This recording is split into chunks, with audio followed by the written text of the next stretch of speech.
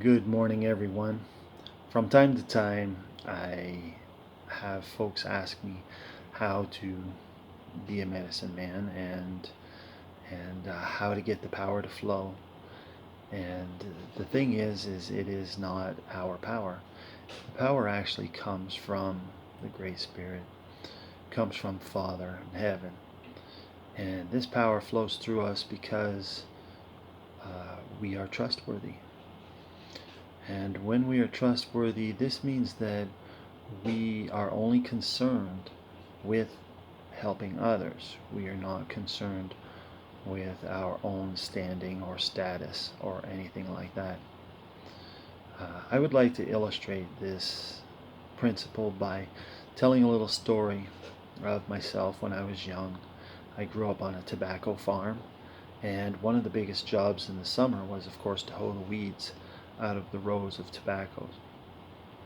This job was, a little strange because what would happen is the longer you did it day after day, the more you were looking at sand and tobacco plants and the odd weeds here and there.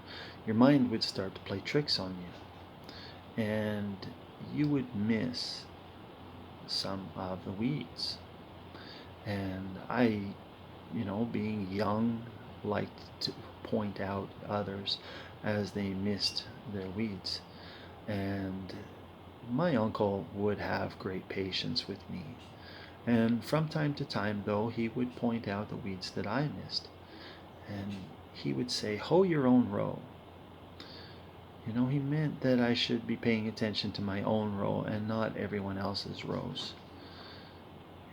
The more I watched other people's rows and the more I watched the mistakes that others made, the more I made mistakes. The slower I worked, the more my row suffered.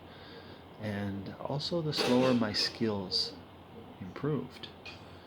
I was so focused on everyone else's job that my own skills took a very long time to improve. Now, my uncle, of course, was very good at his job, and he could take several rows and hoe several rows all the way to the end of the field. And he would be done before everyone, and then he would come back and hoeing our rows on his way back. In this way, the day got done much faster and much more effectively, and his rows were always clean and neat and tidy. This is, he knew that the most effective way to help someone was to watch his own row first. And then after that, he was in a position to help others. But this had a unique effect because it allowed other skills to improve.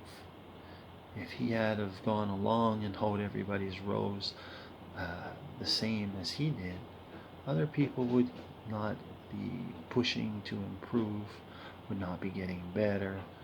And so this principle applies to many areas of our lives. And by looking at our own hearts and trying, there's no reason to catch others in their mistakes.